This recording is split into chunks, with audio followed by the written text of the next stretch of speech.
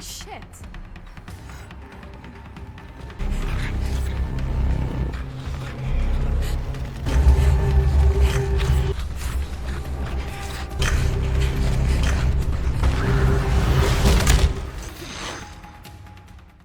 Our story begins at a school. Maria was the withdrawn student nobody wished to be near. Yet, even Lily seldom made time for her, being too preoccupied pursuing moments with her boyfriend Sean.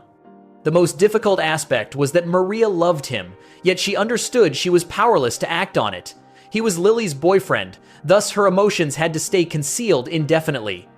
Feeling excluded at school, Maria discovered no solace in her home life. Her father, Dan, an affluent plastic surgeon, maintained his emotional distance. Uncaring, demanding, and fixated on flawlessness, he regarded Maria less as a daughter and more as a letdown. Her mother, Amy, did not provide much protection either. She felt concern, but apprehension restrained her. Whatever Dan concluded, Amy complied. She was unable to stand up for Maria. And beneath her silent worry was a woman disintegrating, struggling with depression, and tormented by her own bad dreams. By herself in her room, she succumbed to her emotions. She gazed at her own reflection in the mirror. It was then she noticed an object concealed in the mirror's corner. She extended her hand toward it and then stopped, motionless. It was an ultrasound picture depicting twins. Disturbed and unsettled, Maria entered the bathroom. While positioned in front of the mirror, she perceived a motion that was not in sync with hers. Her mirrored image moved independently. Terror seized her. She fled the room, heart racing, securing herself inside her bedroom again. The following morning, Maria tried to inform her parents about the incident. However, Dan was uninterested in what she had to say. Not even hearing her out, he sharply told her to improve her look. She withheld the frightening mirror experience, telling no one. Later in the morning, she made her way toward the bus stop, and just as always, Mark was present, waiting with that familiar expression, prepared to Aramis her once more. Yet, this day was not the same. Lily arrived in a newly acquired birthday car and invited Maria to ride with her. For the time being, she was riding with Lily, which involved sharing the vehicle with Sean. Being seated next to them as they bantered and giggled was difficult. Immediately upon their arrival, Mark ensured her embarrassment by tripping her before the crowd. She fell heavily to the ground as everyone looked on. However, Sean intervened. He defended her, almost resorting to punches before Lily restrained him. Nonetheless, that brief incident offered Maria a glimmer of optimism. Somebody had paid attention to her, and that person was Sean. That evening, she found it impossible to slip. Maria felt agitated. A dream followed, which was a recollection of her own delivery. It was at that point she perceived a voice. The sound originated from the bathroom. An intuition deep within her informed her precisely who was speaking. She entered and observed her reflection, though it was oriented in the opposite direction. Yet, the reflection then verbalized. It identified itself as Aram, and it asserted that it knew all things. Maria's hidden truths, her suffering, and the individuals she despised. Aram stated she had the ability to eliminate the sorrow. Maria asked why she was seeing her, and Aram countered by asking if she was not remembered. Maria asked what she wanted, and Aram repeated that she could remove her sadness. They conversed for some time. Maria, though still frightened yet intrigued, began to feel an attraction toward her. She even confessed something unexpected. Aram appeared beautiful.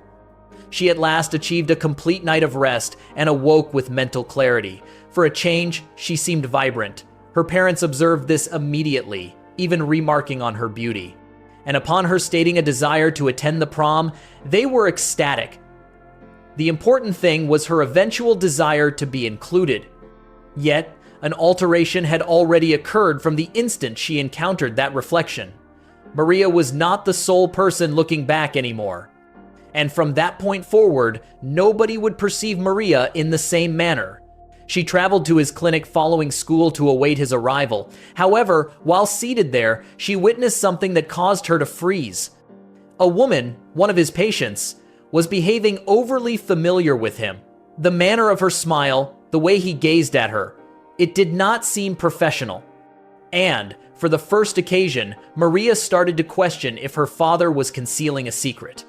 Despite the suspicions in her thoughts, Maria proceeded with the movie engagement with her father. While at the cinema, they encountered Mark and his companions. Yet, rather than ridiculing her, Mark acted civilly. He presented himself courteously, complimented Dan, and spoke of his ambition to become a doctor. Nonetheless, Dan was not deceived. He was able to perceive the terror in Maria's eyes. She did not feel secure in the presence of that boy. Attempting to improve her spirits, Dan offered a pledge, a premature birthday present. He instructed her to visit his office following school on the next day for a surprise. Maria brightened considerably. Later in the evening, she hurried to inform Aram. For the first time in a long stretch, she experienced hope. Perhaps her father did still have feelings for her. And possibly, just possibly, he was intending to present her with the one item she had perpetually desired, her own vehicle. But Aram perceived the situation in another light. She did not trust that Dan's present originated from affection. In her view, it was an action motivated by embarrassment. Maria was not receiving a reward. She was being corrected. Aram felt sure the present was not a car in any way, and she was correct. The following day, Maria entered her father's office anticipating a surprise. Instead, she was given a cosmetic surgery appointment. Her very own father desired to alter her face to eliminate her supposed imperfections. From his perspective, Maria was not adequate in her current state. He explained the results would be amazing, then noted they would slim down the cartilage at the top, calling times his gift to her. The reality struck painfully. Devastated and ashamed, Maria returned to Aram. And jointly, they arrived at the identical deduction. Nobody genuinely cared for her. Not her father, who wished to alter her. Not her mother, who was incapable of even protecting her. Amy, frail and exhausted, appeared more adrift than Maria, and equally unseen in Dan's life. The pair cackled together. Their voices resonated through the partitions, audible enough for Amy to perceive. Worried, she proceeded to the bathroom to check, yet nobody was present. Still, a sense of wrongness remained. Amy perceived it and opted to inform Dan. As usual, Dan disregarded Amy's worries. He attributed it to her depression and new nightmares, supposing it was her imagination. He instructed her to ingest her medication and get some Slilopi, then placidly put a facial mask on her as though everything was normal. Concurrently, Maria and Lily went to an old, closed ice rink to rehearse for the prom. Yet, when Maria fell and had difficulty getting up, Lily skated away, providing no aid or sympathy. She abandoned Maria by herself on the frigid ice. It was not merely negligence, it was deliberate. Lily had been anticipating this opportunity. Inwardly, she felt envious. Envious that Sean occasionally defended Maria, and at this time, she wanted to prove a point. Maria had to remain in her station and cease aspiring beyond her rank. Yet again, Maria sought solace from the only one who appeared to listen, the mirror. Aram was waiting. She seized the opportunity to probe further, revealing to Maria the harsh reality. Lily had not ever been a genuine friend. She had disregarded Maria for ages, even during childhood. She selected other people on every occasion. And at this point, Maria had to cease feigning that it was ever otherwise. Following that was Aram's proposal. Uncomplicated, yet perilous. If Maria wished to flee her suffering, they could exchange locations. Aram would assume control of Maria's existence, and Maria would inhabit the space within the mirror. It only necessitated a single action, both palms pressed to the glass and a kiss. Aram insisted she could take all of those feelings away, pleading to, "Let me help you, be there for you," and urging her to, "Come on." Maria was moments from yielding. Right before her mother shouted from the lower floor, Amy had an unexpected gift, a completely new gown for the prom, accompanied by a sparkling crown. Thus, that evening, Maria arrived at the prom, appearing as a changed person, without a date, yet filled with optimism. Then, Sean approached. He invited her to dance, and briefly, she felt acknowledged. However, Lily made no effort to conceal her envy. Maria was still unable to skate. She lost her footing and tumbled during the dance. And it was then Mark intervened to worsen the situation, seizing her and pulling her over the ice as the onlookers laughed. Everybody observed, nobody assisted, excluding Sean. That was the final straw. Maria had arrived at her breaking point. She returned to the mirror and informed Aram she was finished. She consented to the arrangement. By a simple contact of their palms and a kiss upon the glass, the exchange occurred. Aram emerged, composed and self-assured. She ignited a cigarette, already contemplating how she would exact revenge on everyone who had wounded Maria. On that very night, Amy experienced a troubling nightmare, re-experiencing the instant she delivered Maria. The recollection lingered with her into the morning. When Aram said good morning to her at breakfast, something seemed amiss. Amy perceived an alteration, though it was understated. Nothing overt. She continued to think she was talking with her daughter. At school, nobody perceived the change either, not even Mark. He proceeded to mock Maria regarding her prom catastrophe. However, Aram was not Maria. She did not recoil. Conversely, she reversed the situation on him, confronting him publicly. She alleged he A-ramsed her due to a hidden attraction. The audience laughed, and for a change, Mark was left speechless. Subsequently, Aram encountered Lily. During that encounter, Lily offered an apology for abandoning her on prom night. Aram accepted on the condition that Lily continued assisting her in learning to skate. What Lily was unaware of was that the purpose was no longer dancing. Amy also needed to confront the reality. Dan had been unfaithful. To arrange the trap, Aram visited Dan's office and telephoned his mistress, asking her to come by at precisely 1 p.m. Next, she requested Dan's secretary to fetch Amy using the fabrication of an unexpected lunch from her husband. Amy trusted this. She got to the office feeling enthusiastic, just to encounter the mistress within the elevator. Still oblivious, she praised the woman's attire. The mistress grinned and stated it was Dan's favorite. Devastated, Amy returned home without a word. She spoke nothing to Dan. It was then Aram intervened. She challenged Amy and forced her to accept the situation. Dan had been disloyal. The matrimony, Aram asserted, was never genuine, and she insisted Amy articulate this. The coercion was effective. Amy broke. Driven by suffering and rage, she struck Aram on the face. And Aram could not have been more pleased. The following day, Aram advanced to her next objective, Mark. She waited for hockey practice to conclude, then enticed him into the shower area. As soon as they were isolated, she assaulted him, delivering a strike to his knee with enough force to fracture it. After that, she continued, battering him until he ceased moving. Aram had zero intent of displaying clemency, yet she was not done. Her subsequent target was Lily. She invited Lily again to the deserted skating rink, feigning a need for further instruction. However, Aram did not require assistance anymore. She had previously perfected her skills on the ice covertly. Lily perceived that something was amiss. Aram's frigid gaze, her unusual self-assurance, it all seemed wrong.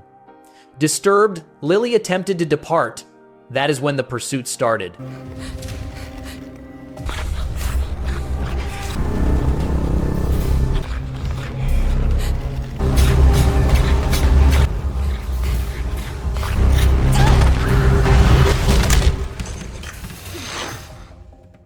Aram lifted the phone and requested an ambulance, feigning alarm to appear credible.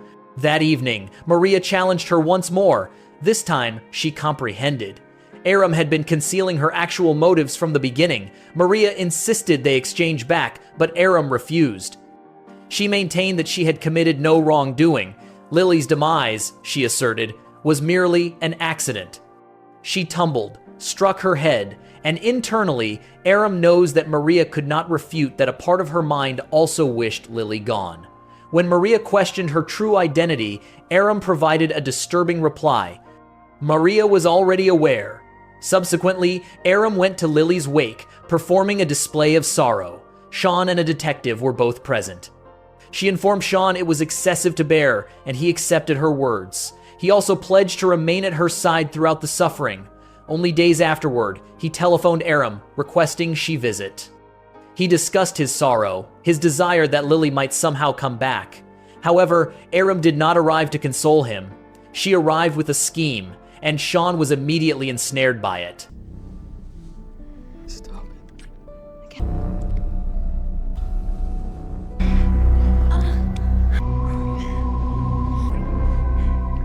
From that point, events escalated quickly. Aram's conduct became increasingly unsettling. While dining with Dan, she misbehaved intentionally, being impolite, rebellious, and confronting him constantly. Dan resisted, attempting to discipline her, but he was unaware he was nourishing something perilous. Aram had not yet erupted. She was preserving that fury. For the time being, her concentration was on Sean. Following that evening, they were an established couple, and jointly, they plunged into disarray. Missing school, consuming alcohol, smoking, and violating rules without hesitation. On one afternoon, they even returned home when school was in session. Amy attempted to challenge them, but Aram silenced her, coldly and abruptly. Amy remained silent. Lacking influence, she allowed them to behave as they wished. Not ceasing at that, Aram continued to draw Sean more distant from school. Consequently, when two detectives appeared at school posing questions, Aram moved quickly. She persuaded Sean to miss class once more and accompany her to a motel. While at the motel, Sean received a call from his mother. The authorities wished to interrogate both him and Aram concerning Lily's death. This brought to mind what he had forfeited. Lily was no longer present. He proposed they return and talk to the detectives, but Aram declined, and that denial signaled a warning. Suddenly, Sean perceived an aspect of her he had not previously, something menacing.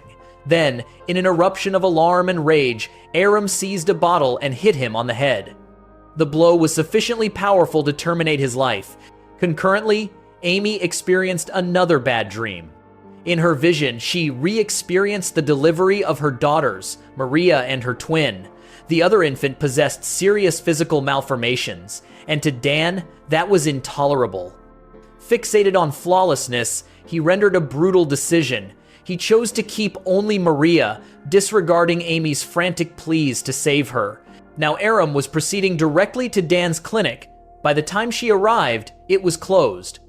Behaving as if intoxicated, she tricked Dan into admitting her. Silently, Aram removed her clothes and positioned herself in front of him. He insisted that she cover up, yet Aram remained still. Alternatively, she met his gaze and posed the query that recalled his history. Had she been delivered malformed, would his love for her still exist? Dan hesitated, finding it difficult to answer. After a lengthy pause, he eventually stated he would love her regardless of any deformity. However, Aram perceived his deceit. She understood it was a falsehood. Lacking any pause, she seized a scalpel and terminated his existence. Then she gazed into the mirror and cried out for Maria, but no reply came. Maria had vanished. At this point, completely alone, Aram roamed the city streets. She was unaware of her destination until automatically she found herself back at her home. When Aram got into the bed, Amy received her. They embraced one another wordlessly. After that came the concluding visual: Maria and Aram reclining on opposing sides of Amy's bed. And that is also the final scene of the movie. Please share your thoughts in the comments section.